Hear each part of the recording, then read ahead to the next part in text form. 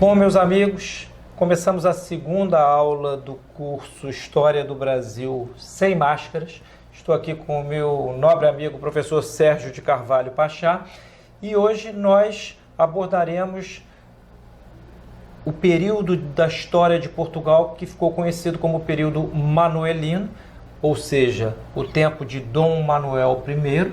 Nós o citamos na última aula, na aula número 1, como aquele rei que culmina entre aqueles primeiros reis da dinastia de Avis, um processo de florescimento cultural, político, etc. Tanto assim que ele é chamado de Dom Manuel I, o Venturoso. E o nosso propósito neste encontro de hoje é apresentar de maneira inequívoca a grandeza do Portugal que descobriu o Brasil. Então ponhamos de lado todos os nossos preconceitos. Os que chegaram aqui à Bahia em 1500 eram homens que viviam sob a abóboda de uma alta cultura, tanto literária, que já florescia, o início, era a transição entre a Idade Média e o Renascimento em Portugal, não é, professor Sérgio? Exatamente, Sidney. Exatamente. O que se vê neste período manuelino é um esplendor na arquitetura, na literatura, na arte da navegação, na política. Nós já tínhamos passado por Dom João II, que, nas palavras de Oliveira Martins, lidas aqui pelo professor Sérgio, foi aquele primeiro rei destro na arte maquiavélica de governar. É verdade. Ou, nas palavras de Oliveira Martins, aquele para quem Maquiavel, algum tempo depois, escreveu o seu catecismo. Sim, na verdade, é força de expressão. Maquiavel dedicou Il Principe, o príncipe, a César Borgia, filho de um papa tristemente célebre, Alexandre VI. Mas entendamos essa observação de Oliveira Martins como um xiste malicioso e verdadeiro. Não é? Até porque eu acredito que nessa altura, não sei, de cabeça, não sei a data em que Il Príncipe foi escrito, mas na verdade foi dedicado a César Borgia.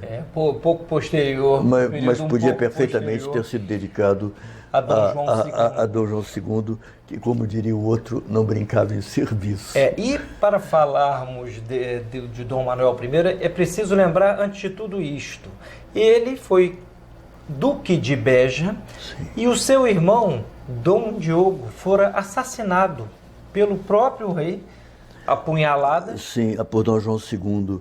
E é uma história, para nós outros, pelo menos, com os nossos critérios, costumes e sensibilidade de homens do século XX e XXI, é uma coisa estranha imaginar que o rei pega um punhal e executa um desafeto, mas que era primo dele, não é? Era um desafeto familiar. Era um desafeto acusado familiar de crime de lesa majestade. Ou de alta traição, ou ambas as coisas, não é? A alta traição, ela era punível com a pena capital. E o rei rapidamente sentenciou e executou a própria sentença. Em acto exército, ele, no mesmo tempo em que sentenciava, executava. É verdade. Essas coisas, evidentemente, chocam a nós outros que vivemos a mais de 5 séculos de distância, com outros critérios e uma sensibilidade diferente. Mas isso estava dentro da ordem das coisas. E Dom Manuel, que era também duque, ele realmente temeu pela sua própria vida. Foi, depois que ele viu o que aconteceu ao irmão, ele deve ter pensado, o próximo sou eu. Isto mesmo. E diga-se o seguinte, ele recebeu este nome, segundo relatam tanto o Zé Hermano Saraiva como o Zé Matoso, num dos seus volumes da História de Portugal, porque ele foi filho de um parto muito dificultoso. E Emanuel, se nós formos ver nas crônicas, quem escreveu a crônica de Dom Manuel I foi Damião de Góis. Nós veremos lá Emanuel na sua... Sim, é a forma latina. A forma latina. Que está também no Evangelho, no episódio da Anunciação. Ou seja, Emanuel não é outro senão Deus conosco. Deus conosco. Então, aquele rei que nascera de um parto dificultoso, seria aquele rei que faria Portugal dar o primeiro passo na direção do Renascimento. E a situação de Lisboa, no período manuelino, é análoga à Roma renascentista. Sim, é a metrópole de um império inferior, um império que começa a se constituir. Na verdade, começou já com as primeiras navegações no reinado de Dom João II, mas a expansão do Império Português de verdade começa sob Dom Manuel I, o Venturoso. Inclusive, o que mais de perto nos interessa, que é a descoberta do Brasil, da terra de Santa Cruz, que mais tarde veio se chamar. É esse período a que meu amigo Sidney está se referindo. E o período manuelino, ele deixou marcas que até hoje se vêem em Lisboa, por exemplo, o Mosteiro dos Jerônimos. O professor Sérgio Pachá teve a oportunidade de lá estar. Mais de uma vez, várias vezes. De uma beleza. É extraordinário. É o chamado gótico flamejante. É o gótico flamejante, mas da variedade que ficou conhecida como manuelina. Ou seja, o gótico do período de declínio da arte gótica na Europa, mas que ainda mantém muitas das características do gótico, por exemplo, algumas ogivas. Ogivas e arcos plenos na Igreja dos Jerônimos, que é anexa ao convento dos Jerônimos em Lisboa.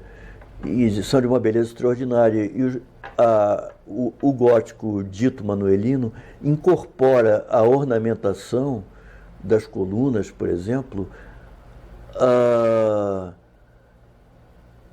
altos relevos com temas marinhos de corais, de cordoame, das naus, de uma série de coisas, de motivos marinhos mesmo. E esses motivos náuticos que caracterizam esse chamado gótico tardio português. É o gótico tardio português, é o manuelino. Num estudo de 1848, um estudo sobre a Torre de Belém, que também é estilo manuelino. É da mesma época. Quem cunha este termo manuelino para designar, vamos dizer assim, a forma da cultura deste período é o nosso historiador. Nosso compatriota, Francisco Adolfo Varnhagen.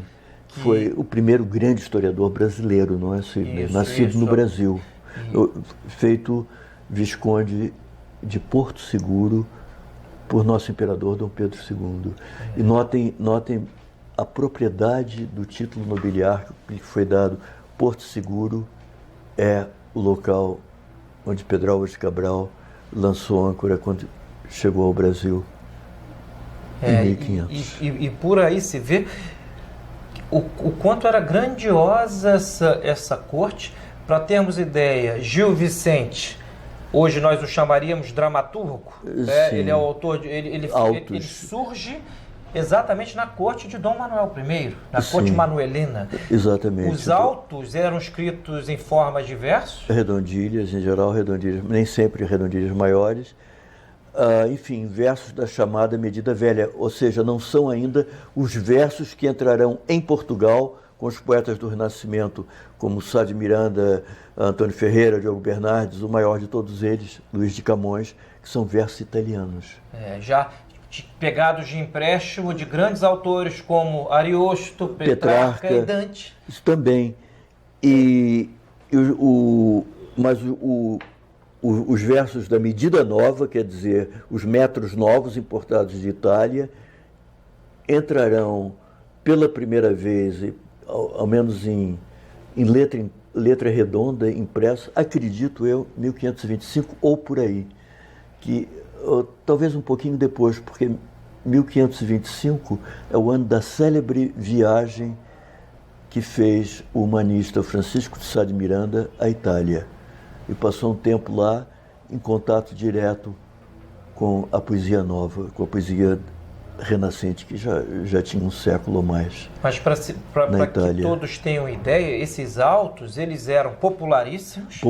Eles eram para serem encenados em público. Sem dúvida. E aqueles homens, por isso quando se diz aqui que aqueles homens que aqui chegaram em abril de 1500... Não eram iletrados. Não eram iletrados.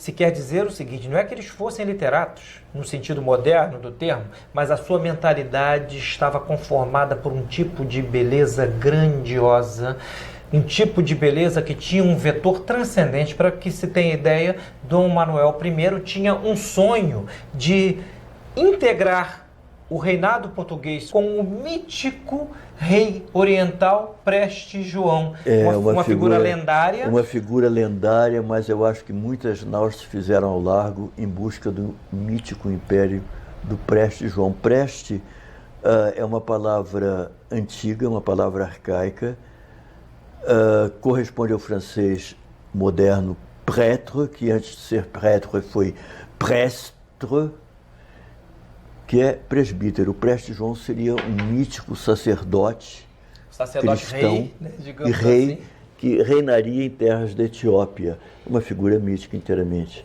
Mas este vetor transcendente, ele apontava para a grandeza do projeto português, literalmente, de Portugal como nação, uma nação cristã que tinha um olho no céu e o outro nas vicissitudes terrenas. É verdade. E isso se espraiou pela arte. Nós vemos, quando nós formos ler aqui excertos da carta de Pero Vaz de Caminha, que é enorme, não a leremos por inteiro. É muito grande. Nós veremos claramente como o lado moral, no sentido elevado do termo, está presente ali. Como também está presente do começo ao fim nos Lusíadas.